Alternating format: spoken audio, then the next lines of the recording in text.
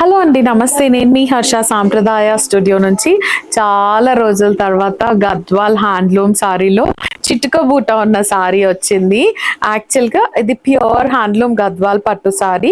చిటుక బూట అంటే ఇలా లైన్ లాగా చిన్నగా బూటీ వస్తే దీన్ని చిటుక బూట అంటారు.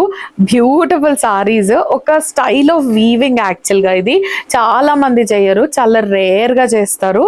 రెండు వైపులా ప్లెయిన్ బార్డర్ వస్తుంది, పట్టు బార్డర్.